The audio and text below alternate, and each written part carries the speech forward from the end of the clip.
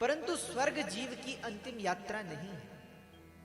जीव की अंतिम यात्रा कहां है? स्वर्ग नहीं है। स्वर्ग भी ऐसा ही है जैसा ये धरती लोक है ना, बस अंतर इतना सा है कि आप मान लें कि ये स्वर्ग लोक आपका घर है और आप घूमने चले जाएं और जहां घूमने जाएं वहां अच्छा सा होटल कर लें और उस व्यवस्था में रहें तो वो स्वर्ग है। जैसे कोई व्यक्ति मान लीजिए साल भर में से 11 महीने काम करे और उसमें से सोचे कि 1 महीने अब घूमने जाना है। साल भर में से 11 महीने बहुत कमा लिया, अब जो 11 महीने में कमाया है उसमें से कुछ हिस्सा हम घूमने में लगाएं। अब वो तो अपनी अपनी इच्छा है, जो धार्मिक है वो अच्छी जगह जाएगा, तीर्थ यात्रा करेगा, जो दूसरी प्रकार का है वो दूसरी जगह घूमेगा। परंतु एक विचार है कि हम यात्रा करेंगे। 12 महीनों में से 11 महीने काम और 1 महीने आराम। यही स्थिति स्वर्ग की है। इहलोक में आपने कर्म किया, काम किया और उस कर्म के फल को भोगने के लिए आप कहां चले गए? मरने के पश्चात स्वर्ग में चले गए, सीधी सी बात है। अच्छा एक बात ध्यान दीजिएगा, आप कहीं घूमने जाते हैं तो वापस अपने घर आते हैं कि नहीं आते? वापस आते हैं। तो यहां से स्वर्ग जाओगे फिर यहीं आना पड़ेगा। और स्वर्ग में कब तक रह सकते हो वहां का भी एक नियम है। ऐसा नहीं है कि जब तक चाहो तब तक रहो, ऐसा नहीं। स्वर्ग का भी अपना संविधान है, जैसे हमारे देश का संविधान है और फिर हर जगह का अपना अपना संविधान है। कई बार तो भारत में अलग है, बाहर अलग है, कई बार तो राज्यों में भी बदल जाता है कई चीजें। तो स्वर्ग का भी अपना संविधान है। क्या? जब तक आपके पास पुण्य रूपी धन है तब तक आप स्वर्ग में रह सकते हैं। और क्षीणे पुण्यम मृत्यु लोके विशंति, पुण्य समाप्त हो जाने पर जैसे ही पुण्य क्षीण हो गए तो फिर धरती पर आओ, काम करो, फिर यहां अच्छे कर्म करो, धन पुण्य रूपी धन इकट्ठा करो, स्वर्ग जाओ, उसको भोगो, फिर धरती पे आओ। ये चक्र समाप्त नहीं होगा। क्योंकि बड़े बड़े लोग, बड़े बड़े देवी देवता, बड़े बड़े पुण्यवान लोग यहां से स्वर्ग जाते हैं, अपने पुण्यों को भोगते हैं और पुण्य समाप्त होने पर अपने कर्मों के हिसाब से धरती पर जन्म लेते हैं। इसलिए स्वर्ग भी आप ये नहीं कह सकते कि स्वर्ग मुक्ति है। इसलिए भगवान शंकराचार्य क्या कहते हैं? चरपट पंजरिका में कहते हैं क्या? पुनरपि जननम पुनरपि मरणम पुनरपि जननी जठरे शयनम भज गोविंदम भज गोविंदम गोविंदम भज मूढ़मते। भगवान शंकराचार्य क्या कह रहे हैं? चरपट पंजरिका भगवान शंकराचार्य जी कहते हैं पुनरपि जननम पुनरपि मरणम पुनरपि जननी जठरे शयनम।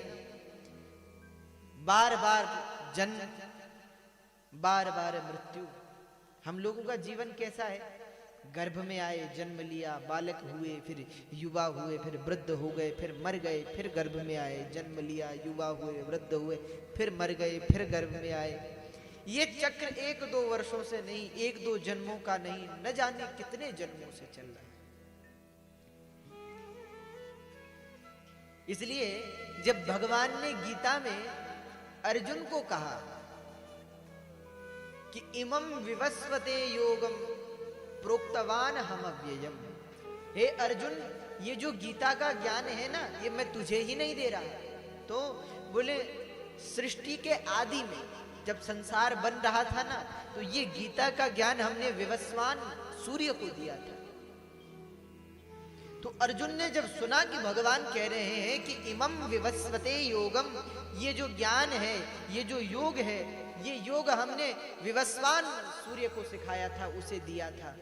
तो अर्जुन को शंका हो गई। अर्जुन ने तुरंत भगवान से कहा कि प्रभु आप कैसी बात करते हैं, भाई आपका जन्म तो कुछ समय पहले ही हुआ है और सृष्टि तो न जाने कब की बनी है, सूर्य तो न जाने कब से है, तो आपने सूर्य को, ये विवस्वान नाम के सूर्य को ये ज्ञान कैसे दिया? ये बात कुछ हमारे समझ में नहीं आई। तो भगवान अर्जुन को समझाते हुए कहते हैं कि बहुनी में व्यतीतानी जन्मानी तव चार्जुन। हे अर्जुन, एक दो नहीं, तेरे और मेरे अनंत जन्म हो चुके हैं। ध्यान देना, क्या कह रहे हैं भगवान कि अर्जुन तेरे और मेरे एक नहीं अनंत जन्म हो चुके हैं।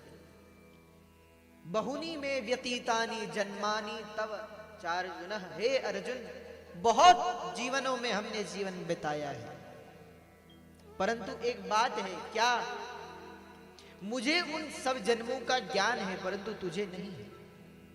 तू नहीं जानता कि तू पूर्व जन्म में कौन था, परंतु मैं जानता हूं, तेरे एक जन्म नहीं सब जन्मों को जानता।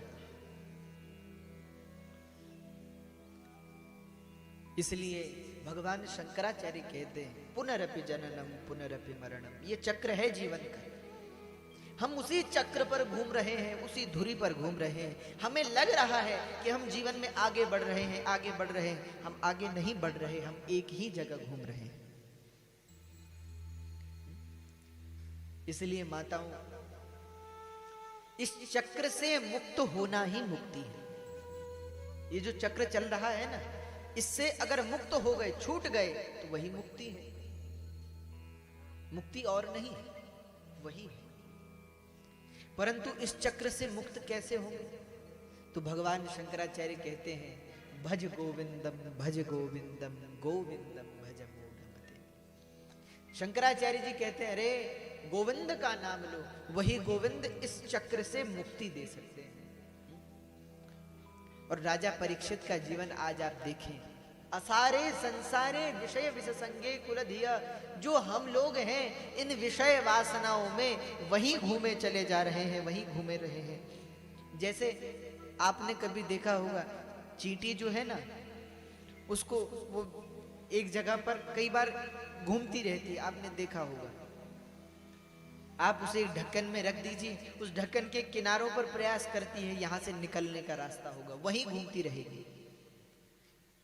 वैसे ही हम लोग हैं, परंतु घूम क्यों रहे हैं?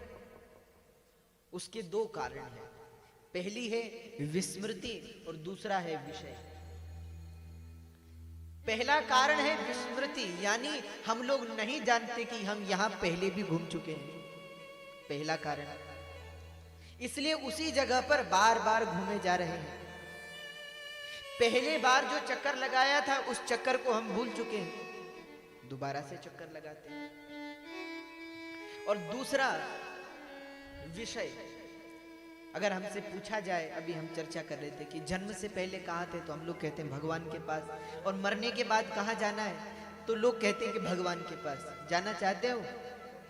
बोलते कि नहीं?